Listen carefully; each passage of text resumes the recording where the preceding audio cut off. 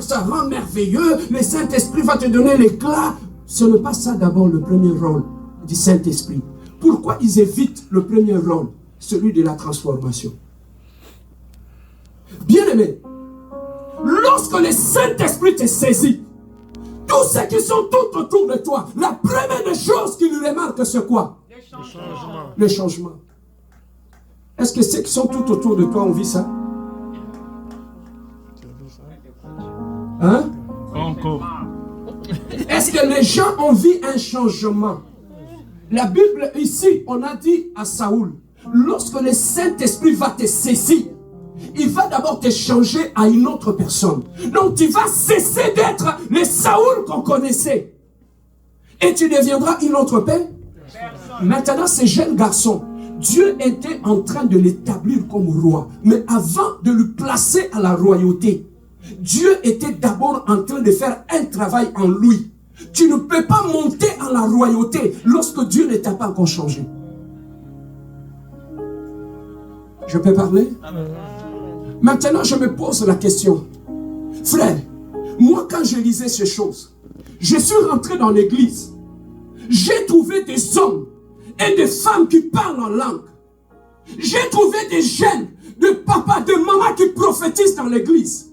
Mais il y a une chose que je n'ai pas vue chez eux, c'est la transformation. Maintenant, j'étais en train de me poser la même question. Est-ce que l'esprit qui les faisait parler en langue, c'est l'esprit de Dieu? Je peux parler? L'esprit maléfique imite l'esprit de Dieu. Beaucoup de prophéties que nous avons dans l'église ne viennent pas de Dieu. Oh, où sont mes amens? Bien-aimés, beaucoup de parler en langue que nous avons dans l'église ne viennent pas de Dieu. Dieu nous dit, vous allez le reconnaître par quoi? Par les fruits qu'ils produisent. Maintenant, je me pose la question. Comment une femme qui parle en langue dans l'église peut être impolie dans son mariage? Bouge ton voisin, tu lui ne fouilles pas l'église.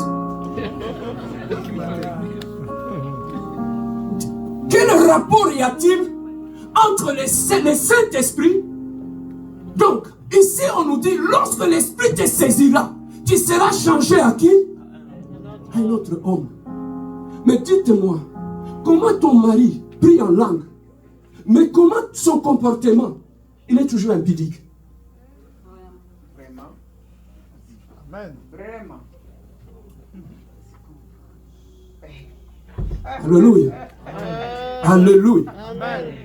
Lorsque l'Esprit te saisira, tu feras quoi? Tu seras quoi? Changer. À qui? À une autre personne. Maintenant, le Saint-Esprit qui est en toi, comment il te laisse toujours colérique? Beaucoup, papa. Moi, quand en grandissant, parce que moi j'ai étudié dans le Bas-Congo, j'ai fait presque ma jeunesse là-bas à l'internat.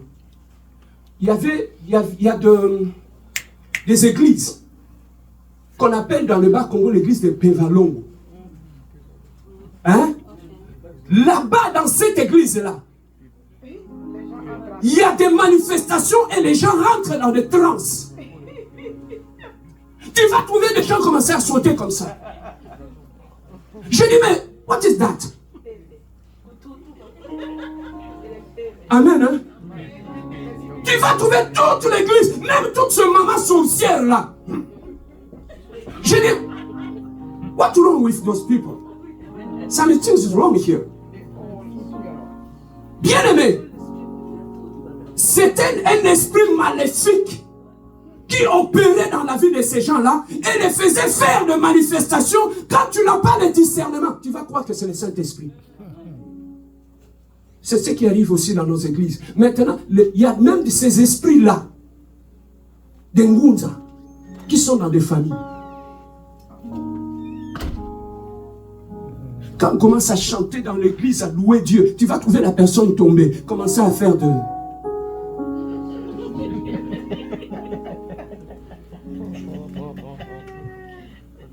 Et lorsque vous n'avez pas le discernement, tu vas croire que ça c'est l'Esprit de Dieu. Il y a beaucoup de choses, je vous dis. Même des gens que vous appelez des prophètes ou des voyants, dans la plupart des cas, dans le Bas-Congo là-bas, il y avait de maman et de papa. Ils appellent ça non, lui il est né avec un don naturel. Il peut écouter, il peut interpréter et il peut voir. La Bible nous dit, personne ne peut recevoir un don si cela ne lui a été donné par Dieu.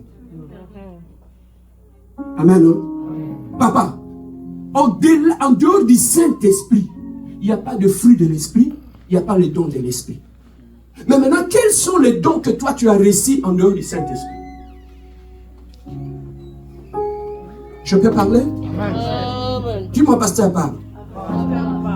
Écoutez, Église, lorsque tu as la sorcellerie dans les sangs, parce que les sangs que tu as, ça vient de la maison de ton père. Or, dans la maison de ton père, il y a la sorcellerie. Donc, par ricochet, dans les sangs, tu as hérité cet esprit-là. L'esprit de la sorcellerie qui est dans ton sang, ça peut te faire parler en langue. L'esprit de la sorcellerie qui est dans ton sang, ça peut te faire prophétiser dans l'église. Lorsque le Saint-Esprit, l'Esprit te saisira, tu seras transformé en quoi?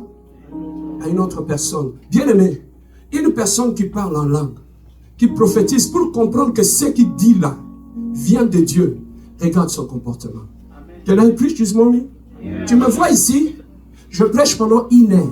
Si tu veux savoir si je suis un vrai chrétien, ne demande pas à quelqu'un d'autre. Va demander à ma femme. C'est avec elle que je passe 24 heures sur 24. Allô? Si tu veux savoir que je suis réellement converti, va poser la question à mes frères et à mes sœurs. Moi, vos histoires là, oh non, Dieu seul connaît les cœurs. Dieu me connaît. Même si vous ne croyez pas en moi, Dieu sait que je suis enfant de Dieu. Je peux parler? La Bible nous dit clairement, Jésus-Christ grandissait en stature et en grâce devant les hommes et devant Dieu. C'est que tous les hommes qui étaient tout autour de lui, ils voyaient sa croissance. Comment tu peux avoir une croissance spirituelle sans que ceux qui sont tout autour de toi ne le voient pas? Amen. Je peux pas enseigner? Amen. Lorsque le Saint-Esprit te saisira, tu seras changé à une autre personne. Le Saint-Esprit change. Le premier rôle du Saint-Esprit, c'est d'abord changer l'homme. Qu'est-ce que je peux dire par là? Écoutez, lorsque nous étions dans le monde, là où tu as grandi, la Bible nous dit, même pas la Bible, mais la sociologie nous dit, nous sommes le produit de notre environnement. C'est que là où tu as grandi, ton comportement aura 80% de l'environnement là où tu as grandi. Vous savez, c'est maintenant que je commence à comprendre. Vous savez, quand j'étais à l'internat, on étudiait avec les enfants de riches. Mais ce que je trouvais bizarre, quand on a grandi, on est allé à l'université, on a fini. Nous, on croyait qu'on allait se marier avec eux, avec le fils de riches. Mais curieusement, on a vu un problème. Leurs papas ont refusé. On a dit, ah, donc nous, on a passé du temps ensemble avec vous. Quand il s'agissait du mariage, il dit non, nous, on ne se marie pas avec vous. Nous, on se marie entre nous. Tu sais pourquoi les enfants de riches, ils se marient entre eux? Parce que eux, ils ont grandi dans un environnement. Dis environnement. Environnement. Cet environnement a un impact sur leur comportement. Il y a des comportements que tu ne trouveras pas chez les enfants de riches, mais que tu trouveras chez les enfants de pauvres. Et le riche, ils connaissent ça, que la pauvreté détruit le mental, t'impose un caractère et un langage. Je peux parler? Je vais vous faire rire. On était jeunes. Hein, pasteur, ferme les oreilles. On était jeunes. Lorsqu'on était jeunes, il y avait des amis, on avait des copains, copines, n'est-ce pas? On ne se cache pas. Moi, je ne viens pas du ciel, je viens du monde aussi. Amen, hein? Bien aimé, il y a une chose qu'on remarquait. Des amis qui avaient des copines qui venaient de familles riches. Tout était normal. Mais on remarquait des amis qui avaient des filles qui venaient de familles pauvres. Avant de partir, qu'est-ce qui se passe? Je n'ai pas l'argent de transport.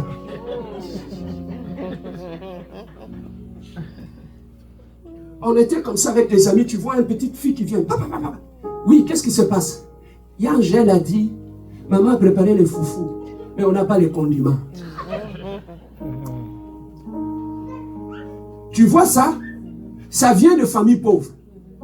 Une fois, un de mes amis, il est allé à Victoire, là-bas, à Kinshasa. Il a acheté de gâteaux, il a acheté de pain, il a offert à sa copine. La fille a pris les sacs de gâteaux et de pain. Il a amené chez elle. Arrivé chez elle, son père lui a demandé ça vient d'où? La fille a dit, c'est mon ami qui a acheté. Tu sais quoi? Après 15 minutes, on a vu la fille revenir avec le sac de gâteaux. Il a remis chez les garçons. Dans votre famille, ça peut se faire?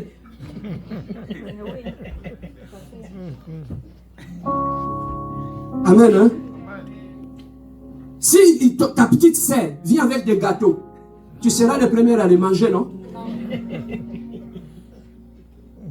Bien aimé, les enfants de riches, ils se mariaient entre eux. Pourquoi? Parce qu'il y a certaines réalités qu'on trouve chez les pauvres. Dans leur milieu, il n'y en a pas. Voilà pourquoi il voulait assez que ses enfants puissent se marier dans de bons environnements. Pas dans des environnements où les gens s'insultent dans le couple. Tu vois le comportement que vous affichez dans votre couple, ça vient de la pauvreté. Dis-moi, pasteur, parle. Comment une personne peut se marier? Je peux parler? Je peux être sincère avec vous? Comment toi tu peux te marier? Tu viens dans ton mariage, tu crées des problèmes dans ton couple. Pourquoi? Parce que quoi? Mon mari n'a pas mis mon nom dans son assurance vie. Tu vois la pauvreté?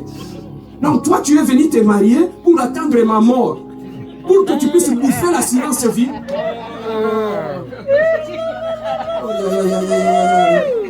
Tu as créé des problèmes, non? Et vous vous êtes disputés jusqu'à 5 h du matin. Je vais casser ce mariage, je vais le casser, je vais le casser. Pauvreté. Pauvreté. Moi, mes garçons, je vais veiller sur eux. Les erreurs que moi je fais, mes garçons ne les feront pas. Dites ce que vous voulez. Amen. Parce que ici, c'est un environnement de Sangisa. Comment tu peux créer les problèmes? Tout simplement parce que ton nom n'est pas sur l'assurance vie.